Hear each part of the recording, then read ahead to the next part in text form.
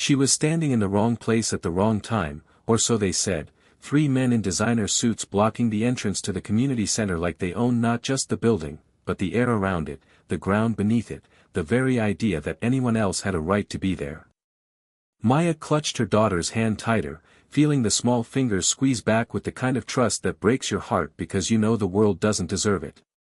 She'd come here for one reason, to sign Lily up for the after-school program, the only one she could afford, the only one that didn't require 2 parents or a paycheck that didn't bounce between rent and groceries. But the men weren't moving. The tallest one, silver-haired with a smile that never reached his eyes, looked her up and down like she was a stain on his expensive shoes. "I said move," he repeated, his voice dripping with the kind of authority that comes from never being told no. "This entrance is for benefactors only. You can go around back." Maya felt the heat rise in her cheeks, that familiar burn of humiliation mixed with anger, the kind that makes your hands shake and your voice disappear right when you need it most.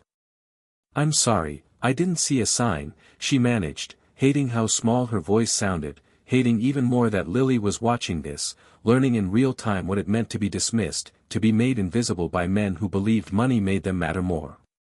The second man, younger with slick back hair and a watch that probably cost more than her car, laughed, a sharp, cruel sound that echoed off the marble floors.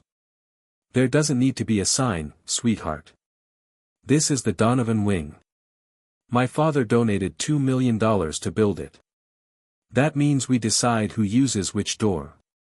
He stepped closer, invading her space with the confidence of someone who'd never faced consequences. "And people like you? You go around back. With the service staff. Where you belong." The words hit like a slap, and Maya felt something inside her crack, that fragile thing we all carry that tells us we matter, that we have worth, that our children deserve to walk through the front door of any building in a world that's supposed to be fair. But she was alone, and they were 3, and one of them was already pulling out his phone like he was ready to call security, to make this worse, to turn her into a spectacle, a cautionary tale, a woman who didn't know her place.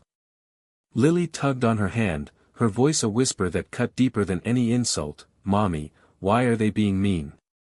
And Maya had no answer, because how do you explain cruelty to a 6-year-old?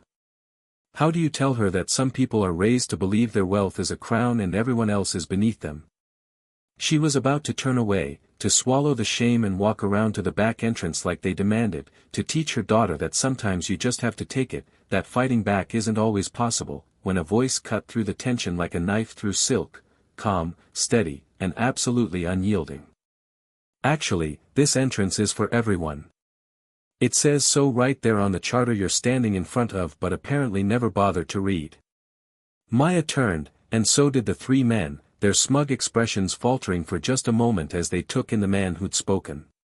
He was tall, broad-shouldered, with the kind of weathered face that told stories of hard work and harder choices, wearing jeans and a faded blue shirt with paint stains on the cuffs. Nothing about him screamed money or power, but there was something in his eyes, something fierce and uncompromising, that made even the silver-haired man pause. "Who the hell are you?" the young one with the watch demanded, his voice rising with the indignation of someone who wasn't used to being challenged. The man didn't flinch. "Someone who actually reads. The community center's charter states explicitly that all entrances are open to all members of the community, regardless of financial contribution. It's printed right there." He pointed to a brass plaque on the wall, barely visible behind a decorative plant, the kind of thing that gets installed and then ignored because rich people prefer their rules spoken, not written. "Your father's donation was generous, I'm sure, but it doesn't buy you the right to humiliate people." The silver-haired man's face darkened, his jaw tightening as he stepped forward, trying to use his height as intimidation, but the stranger didn't back down an inch. "Do you know who we are?" he hissed, his voice low and dangerous, the kind of threat that carries weight in boardrooms and country clubs. "We're the Donovans. We could buy and sell you 10 times over. We could have you banned from this building with one phone call." The stranger smiled then, but it wasn't friendly, it was the smile of someone who'd been underestimated before and learned to enjoy it. "Go ahead and make that call.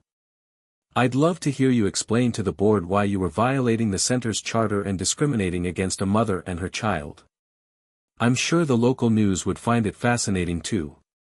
Especially since your family is currently lobbying for a tax break on your next development project. The air shifted. You could feel it, that moment when power starts to slip, when the people who thought they were untouchable realize someone just touched them. The young one with the watch looked at his father, uncertainty flickering across his face, while the third man, silent until now, took a step back, suddenly very interested in his phone.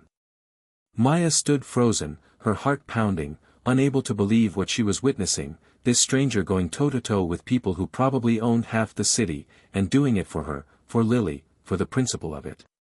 This is harassment, the silver-haired Donovan spat, but his voice had lost its edge, replaced by something that sounded almost like fear. We'll be speaking to the director about this. You do that, the stranger said, pulling out his own phone and holding it up, the camera unmistakably pointed at them. I've been recording since you told this woman to use the back entrance. Every word. Every sneer. Every moment of your illegal discrimination. So when you talk to the director, make sure to mention that. I'm sure they'll appreciate the legal liability you just created. The silence that followed was deafening. The three men stood there, their faces cycling through emotions, rage, disbelief, calculation, before the silver-haired one finally jerked his head toward the door. This isn't over, he muttered, but he was already moving, his sons or associates or whoever they were following like puppets whose strings had been cut, their expensive shoes clicking rapidly against the marble as they retreated with the kind of speed that comes from knowing you've lost. Maya couldn't breathe.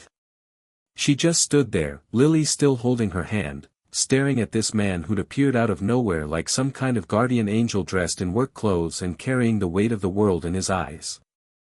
Thank you, she whispered, and then louder, because it didn't feel like enough, thank you. I don't know what to say. They were going to, he held up a hand, gentle but firm, cutting off her gratitude. You don't have to thank me. They were wrong. Someone needed to say it. He knelt down then, getting to Lily's level, and his entire demeanor changed, softening in a way that spoke of practice, of late-night bedtime stories and scraped knees kissed better. Hey there. I'm sorry those men were rude.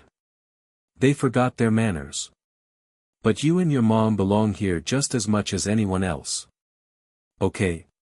Lily nodded, her eyes wide but trusting, and Maya felt tears prickling at the corners of her vision because kindness, real kindness, the kind that costs something, always hits harder than cruelty.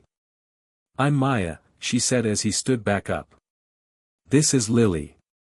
He smiled, a real smile this time, the kind that reaches the eyes and makes them crinkle at the corners. I'm Marcus. My daughter Emma is in the after-school program here. Second year. It's a good place. Don't let people like that make you feel like you don't belong. They walked through the front entrance together, and Maya felt something shift inside her, that cracked thing starting to heal, not completely, but enough. The director, a woman named Carol with gray hair and laugh lines, greeted them warmly, and when Marcus quietly explained what had happened outside, her face went through its own transformation, shock, anger, determination. I'll be handling this personally, she said, her voice cold as winter. The Donovans do not run this center, and they never will. I don't care how much money they throw at us. Thank you for recording that, Marcus. We'll need it for the complaint. The next hour passed in a blur of paperwork and warm welcomes as Maya got Lily registered, met the teachers, toured the facilities that were bright and safe and everything she'd hoped for. Marcus stayed nearby, not hovering but present, introducing them to other parents, breaking down invisible walls with the ease of someone who knew what it meant to be on the outside. When they finally walked out together, the sun was setting, painting the sky in shades of orange and gold, and Maya realized she was smiling, really smiling, for the first time in weeks. Can I ask you something? She said as they reached the parking lot. Why did you do that? You didn't know me. You could have just walked past. Marcus stopped, his hand resting on his truck's door handle, and for a moment he looked somewhere far away, some were painful. 3 years ago, my wife died. Cancer. Fast and cruel. I became a single father overnight to a 4-year-old who didn't understand why mommy wasn't coming home. His voice cracked slightly, and Maya felt her heart break for him, for that little girl, for all the pain wrapped up in those simple words. The first week, I was lost. Completely drowning. I brought Emma here for the program, hoping it would give her some stability, some normal. And I looked like hell, hadn't slept, hadn't shaved, probably hadn't changed my shirt in 2 days. I walked up to that same entrance, and a security guard stopped me. Said I looked like I didn't belong. Asked if I was lost. Made me prove I was a parent before he'd let me through. The pain in his eyes was raw, real, unhealed. It was the smallest thing, but it was one humiliation too many in a week full of them. I broke down right there in the parking lot. Emma saw me cry. And a woman, a mother I'd never met, came over and told that guard off. Told him that grief doesn't have a dress code and kindness doesn't cost anything. She walked us in herself, got Emma registered, and checked on us every week for months. She saved us in a way I can't fully explain. He met Maya's eyes, and she saw in them a reflection of her own struggles, her own fights, her own desperate hope that the world could be better for their children. So when I saw those men treating you like that, treating your daughter like that, I thought of that woman. I thought of Emma watching. And I thought that maybe I could be for you what that stranger was for me. Someone who stands up when it matters. Someone who refuses to let cruelty win. Maya couldn't speak. The tears came anyway, hot and fast, and before she knew what she was doing, she was hugging him, this stranger who'd become something more in the span of an hour, and he was hugging back, both of them holding onto each other like survivors of the same storm. When they pulled apart, Lily was tugging on Marcus's sleeve. "Is Emma here?" she asked with the fearless curiosity of children who haven't learned to be afraid of connection. Marcus laughed, wiping at his own eyes. "Not today. But she will be tomorrow. I have a feeling you two are going to be great friends." They exchanged numbers, made plans for a playdate, and as Maya drove home with Lily chattering excitedly in the back seat about her new program and a nice man and maybe making a new friend named Emma, she realized something profound. The world was full of people like those Donovans, people who tried to make you small, to put you in boxes, to tell you where you belonged based on what you lacked. But it was also full of people like Marcus, people who'd been broken and rebuilt themselves stronger, who carried their pain like a torch instead of a burden, who chose kindness when cruelty would have been easier, who stood in the gap for strangers because someone once stood in the gap for them. And that second group? They were rarer, harder to find, but they were what made everything else bearable. They were proof that justice wasn't always loud or instant or obvious. Sometimes it was just one person saying, no, when everyone else stayed silent. Sometimes it was a single father with paint on his cuffs recording evidence on his phone. Sometimes it was refusing to move, refusing to accept, refusing to let the powerful win simply because they'd always won before. The Donovans filed a complaint, just as they'd threatened, but Carol and Marcus filed their own with the State Civil Rights Commission, backed by video evidence and witness statements from a dozen other parents who'd experienced similar treatment but never spoke up because they thought no one would listen. The local news picked it up 3 days later, wealthy family accused of discrimination at community center they funded, and the story went viral because people are hungry for evidence that the powerful can fall. That justice exists, that standing up matters. The Donovans tried to spin it, issued statements about misunderstandings and taken out of context remarks, but the video didn't lie, and neither did the growing chorus of voices sharing their own stories of being turned away, looked down on, made to feel less than. Within 2 weeks, the entire family stepped down from the center's board, their tax break request was denied, and new policies were implemented guaranteeing equal access and establishing real consequences for discrimination. But the real victory, the one that mattered more than headlines or policy changes, happened 6 months later at Lily's birthday party in that same community center, now plastered with signs declaring, "All are welcome here," in 10 different languages. Emma and Lily were best friends, inseparable, two little girls who didn't care about their parents' struggles or society's hierarchies, who only knew that they'd found each other and that was enough. And Marcus and Maya? They'd found something too, friendship born from crisis, respect earned through courage, and the quiet understanding that sometimes the people who save you are the ones who needed saving themselves not long ago. They stood together watching their daughters play, two single parents who'd learned that strength doesn't mean never falling down, it means standing back up and then standing in front of someone else when they need it. That community center became their second home, a place where doors stayed open and people looked out for each other, where the memory of one father's courage on one ordinary day rippled outward into something bigger than any of them could have imagined.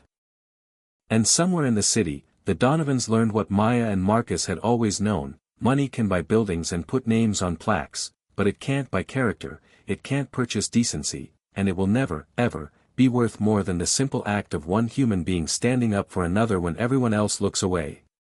That's the story they don't teach you. That's the justice that doesn't make headlines until someone forces it to. That's what happens when you corner a woman and her child, when you think your power makes you untouchable, when you forget that heroes don't always wear capes or drive expensive cars, sometimes they wear paint-stained shirts and carry phones that record truth, and they refuse to move even when the whole world tells them to step aside.